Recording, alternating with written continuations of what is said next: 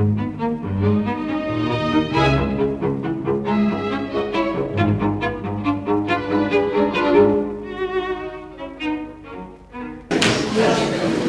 everyone. Thank you for coming out tonight. My name is Natalie Edmiston and I am the Vice Chair of the Gray Republican Committee. Tonight I will be introducing Joe Reagan. He's a WGAN guest host of Inside Maine and a morning news contributor and is here tonight representing our media partner WGAN. Mr. Reagan spent over 7 years as an active duty Army officer. His work spanned both operations and intelligence analysis, including 2 deployments to Afghanistan. He began his military career as a platoon leader in the 3rd Brigade Combat Team, 10th Mountain Division, where he led a scout sniper platoon in Afghanistan. During his 2nd deployment to Afghanistan, he served as the Deputy Intelligence Officer for the 3rd Brigade. Mr. Reagan concluded his military service as a watch officer at a national intelligence agency with the rank of captain. Mr. Reagan is a graduate of the U.S. Army Mountain Warfare School, Infantry Officer Basic Course, Airborne School, Ranger School, Military Intelligence Officer Captain's Career Course, and the Geospatial Intelligence Officers Course. He is the recipient of multiple military awards and decoration, including the Bronze Star, the Purple Heart, the Meritorious Service Medal, and the Combat Infantryman's Badge. A true Army household, he is married to the former Miss Tiffany Fagan, who was also a captain in the U.S. Army. They reside with their 2 sons in Portland, Maine. So without further ado, Joe Reagan.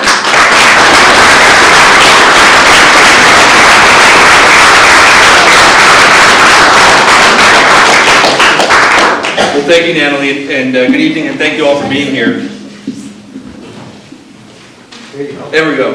And especially to all the sponsors that made this possible, including WGAN, who I'm here representing tonight. Of course, many of you are familiar with some of the work that I do on behalf of Easter Seals and our Veterans Program as well. First of all, if I can ask you to do me a favor, I want everyone to reach in your pocket, and I want you to pull out your cell phone, and I want you to hold it over your head. Can we do that?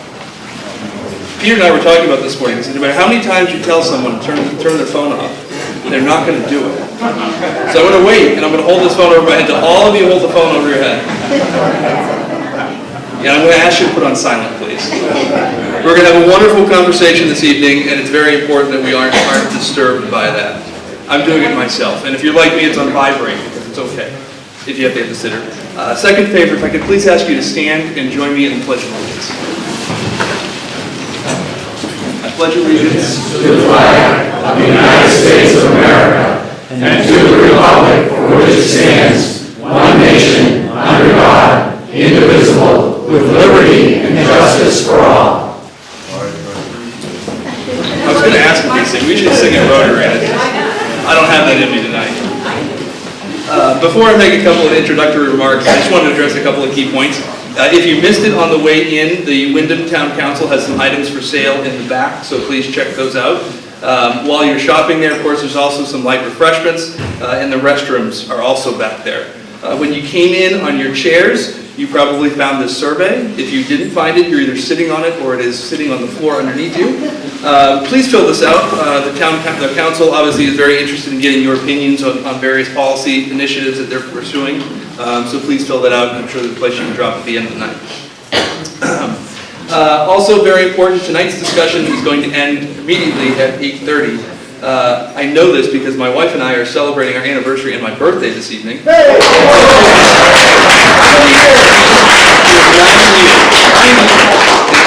So both those events that are not happening tonight, which started to be celebrating this evening, was a bit of a surprise. But I do have to be out the door at 8:30 because if you think socialist regimes are cruel, try standing up before a military intelligence officer.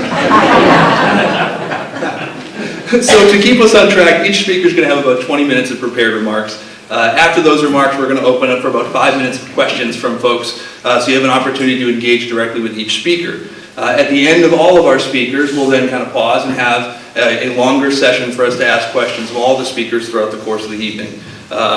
So that's kind of how we're going to approach the evening. And of course, afterwards, I'm sure folks will settle in and hang around for a little while, and I'll be speeding off to make sure that I don't upset my wife. I really appreciate all of you allowing me to show off my inner geek. As Natalie alluded to during the introductions, I've really spent the majority of my professional life studying economics and politics in one form or another. And I've come to embrace the fact that when you start talking about economics, about half the people in the room have no idea what you're talking about, and the other half pretty much fall asleep. My business and academic endeavors have brought me to China, India, South America, Europe, Afghanistan. And as a political observer, a commentator, and political scientist, I think one thing that really drives me mad is the outright abuse of the word socialism.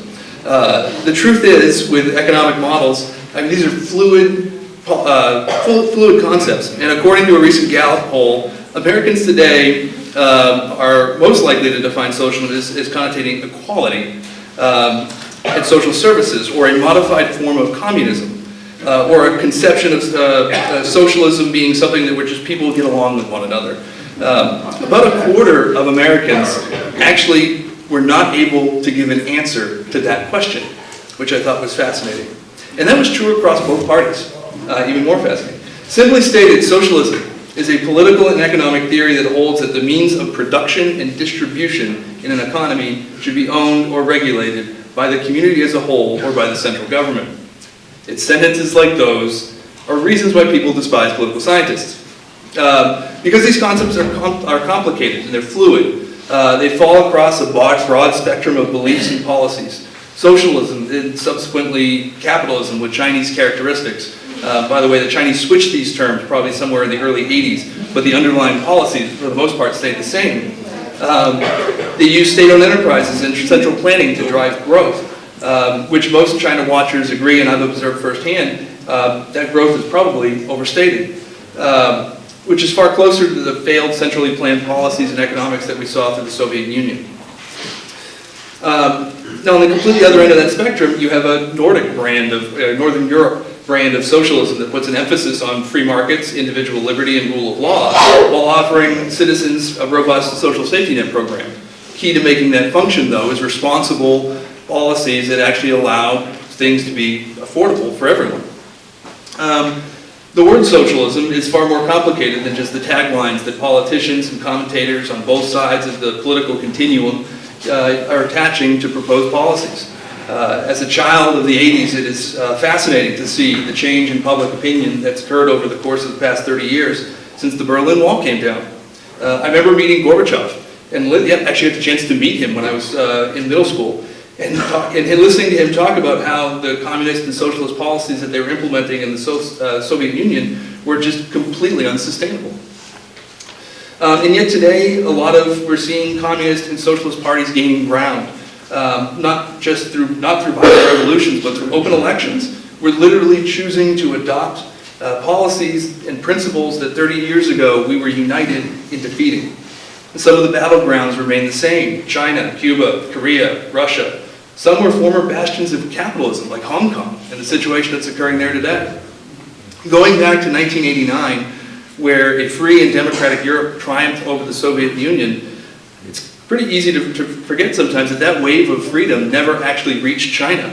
In fact, it got far worse. And when I visited China a few years ago, it was blaringly obvious that the growth touted by party leaders was a complete farce. While on paper, China has the second largest economy in the world, and many people fear that fact, in practice, their planned economy has kept hundreds of millions of people in poverty. In 2016, the average wage in China was less than that of someone living in Iraq. Yeah, I'll let that sit in for a second, which is code for I lost my place where I was putting my mark. We've forgotten that the past 75 years, anti-communism was a bipartisan and unifying movement, but that this has long since faded given the politicized or the polarized nature of today's political climate. The modern political discourse has gone so far away from fact-based policy assessment that a whole lot of Americans have only the flimsiest gap of what socialism actually is. The Gallup poll that I mentioned earlier, it's not only do we lack a sound understanding of the technology or the terminology, we're not even using the same definition. So what it found was that Republicans are more likely to use socialism to describe government ownership. The Democrats use socialism to describe an expansion of government welfare programs, both of which are very important policy things to be discussing, but two very different things to be talking about. And that's why being here tonight is so important. How can we have a rational discussion about anything if we're not even using the same terminology? All of us have an opportunity tonight to be part of that solution. And I know that our first speaker tonight, Peter Falkenberg-Brown, who's also organized this evening's event, is going to go into a little bit further detail about that and how those terms are impacting our current political discourse. And so it is my privilege to start our evening off by introducing Peter Falkenberg-Brown.